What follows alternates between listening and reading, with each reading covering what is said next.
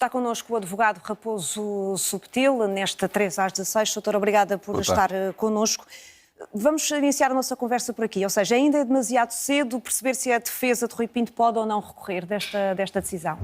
Sim, é cedo na medida em que não teve conhecimento ao conjunto da peça, do texto, limitou-se a ouvir a acusação nos seus pontos fundamentais e por isso é natural que um advogado só se pronuncie quanto ao destino, quanto à sua decisão, quanto ao prosseguimento que pretende fazer do processo após o conhecimento integral da decisão. É normal. É o crime de extorsão que leva a juíza a manter Rui Pinto em prisão preventiva? É este o mais relevante? Admito que sim, mas veja que o conjunto dos outros crimes, na acumulação das penas, também tem uma gravidade significativa. Por isso pode ser a apreciação global da incriminação que leve o juiz a manter a medida de coação. O doutor pode aqui ajudar-nos e também a quem nos vê nesta altura a perceber, no fundo, o que é este crime de extorsão? Eu, antes disso, penso que há uma coisa que tínhamos que explorar, ou pelo menos não tem sido dito, que é porque é que acontece uma incriminação com esta gravidade e se sabe há muitos anos, há muitos meses, anos, posso dizer, que teria havido uma apropriação indevida de documentação de informação de dados. Nós temos no sistema penal incriminações como a de furto e depois temos um crime, que é um crime, digamos assim, corretivo, que é o crime de receptação, ou seja, quem se apropriar, quem simular alguma coisa ou animal, porque está, digamos assim, está o elemento típico do crime para coisas ou animais, quem se apropriar indevidamente de uma coisa que outro furtou, pratica um crime que se designa por receptação e tem uma pena até 5 anos. O problema é que estas apropriações que a lei do cibercrime estabelece, apropriações de correspondência, de informações, a entrada indevida num sistema informático, não são equiparadas à entrada indevida numa casa ou à apropriação de uma mochila ou de um relógio.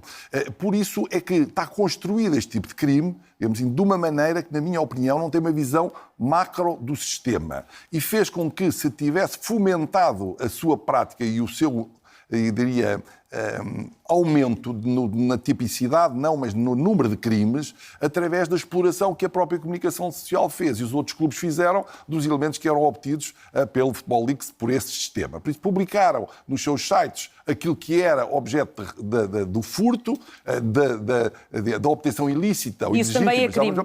Não é crime. O problema é que não é crime. O problema é que este universo dos nossos dados pessoais, da nossa casa virtual, da nossa intimidade, não está estruturada no Código de Processo Penal como esteve no passado, da forma básica, mas na minha opinião correta, aquilo que era a receptação para contrariar a tentativa, diria, a tendência, a redução do risco de alguém que se apropriava de um bem e o vendia de seguida ou o dava a alguém sem que cuidasse saber se ele era obtido de forma lícita ou ilícita. Isto é alguma coisa que foi gerada pelo mercado. Eu digo isto, que é este resultado hoje, porque é que as pessoas sentem a gravidade desta acusação. Sentem-na porque é no espaço do futebol, do mundo do futebol, e também porque houve, durante anos, desde 2014, o sentimento da impunidade, da ilicitude, mas não houve nada na lei, ou não existe ainda na lei, nada que contrariasse, digamos assim, o acesso e a utilização também indevida, na minha opinião, mas não na lei, eu diria moralmente indevida, mas não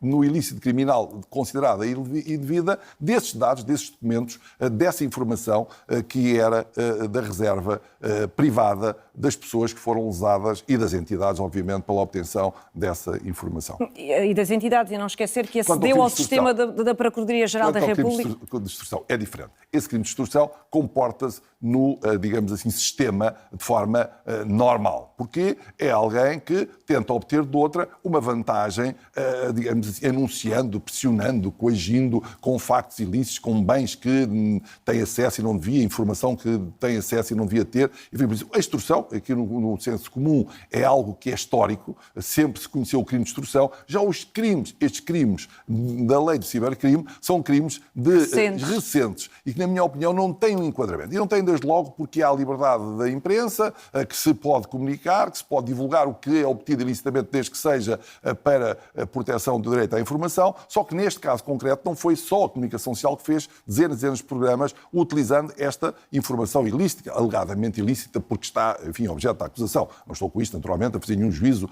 digamos assim, definitivo quanto aos protagonistas que estão hoje constituídos arguidos. Não é isso. Mas quanto aos factos, hoje estão numa acusação, considerados ilícitos em sede de acusação, o que acontece é que esses mesmos factos deram a origem a dezenas e dezenas de processos. E fora, de programas, e fora dos programas na comunicação social, também os clubes, que eram os contrapartes, enfim, contra-interessados, no sentido que lhes interessava construir ou mecanismos de defesa ou até de agressividade relativamente à informação que foi obtida contra um clube, o fizeram de modo próprio, sem qualquer pejo, de utilizar informações que sabiam à partida que tinham sido obtidas de forma ilícita. Eu não estou a dizer que foi esta pessoa, este arguido, que a obteve. Agora, que a informação é ilícita, não há dúvida nenhuma. Que os dados foram obtidos de forma ilícita, não há dúvida nenhuma. Agora, se foi este arguido ou outra pessoa qualquer, aí naturalmente não sei, só se vai saber quando for julgado e, porventura, seja sentenciado. Há aqui também outra questão, Sr. Doutor, que são... o Rui Pinto é acusado de vários crimes, entre eles acesso ilegítimo e acesso indevido. Qual é que é a diferença entre estes dois Está um crimes? bocadinho como o furto e o roubo. O furto é sem violência, a apropriação sem violência, o roubo com violência. Isto de uma forma grosseira. Obviamente, os meus colegas lá em casa dizem, olha, aquilo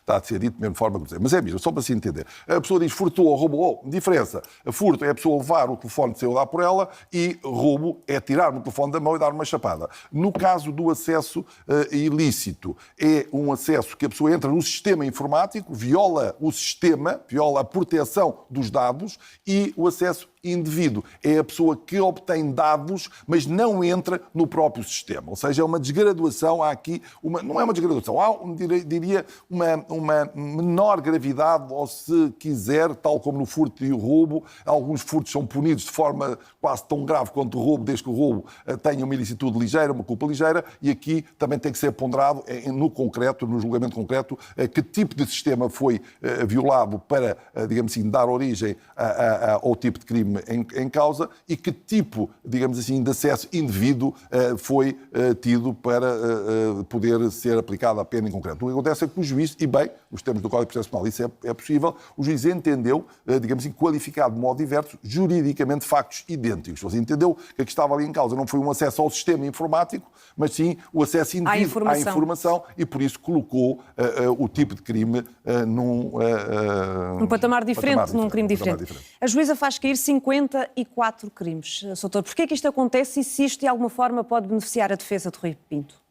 O advogado do arguido explicou, e muito bem, que, havendo crimes relativamente à violação da correspondência, se o titular desse direito, que é de quem é o destinatário da correspondência, não manifestar, digamos assim, interesse em que a acusação ocorra, por isso não tome posição no processo, não pode o juiz, digamos assim, zelar por esse direito contra a vontade daquele que tem o seu título, que tem a sua, digamos assim, a discricionariedade do poder fazer. E agora é ainda um caso aqui muito complexo, com muitos crimes, longe de estar concluído. Sim, está longe de estar concluído, mas merece uma discussão. Esta lei do cibercrime e, sobretudo, esta realidade que é nós acharmos que entrar na nossa casa virtual tem um tratamento, entrar na nossa casa real tem outro, pela porta ou pela janela, que deve merecer hoje uma atualização, quer em termos de moldura penal, quer em termos daquilo que é a possibilidade da investigação a tomar com medidas. Porque se não for assim, nós estamos lentos relativamente, nós, todos, a nossa apreciação, os meios de justiça estão lentos relativamente à realidade.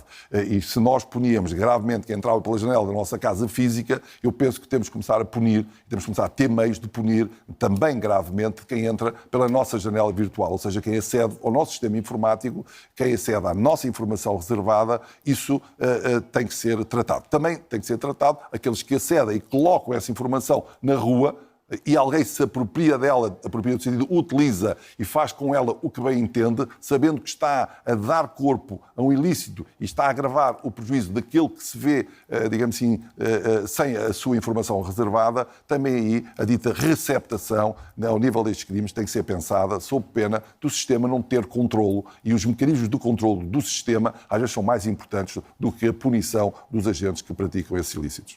Dr. Raposo Subtil, muito obrigada por ter estado aqui na RTP3 connosco no 3 às 16.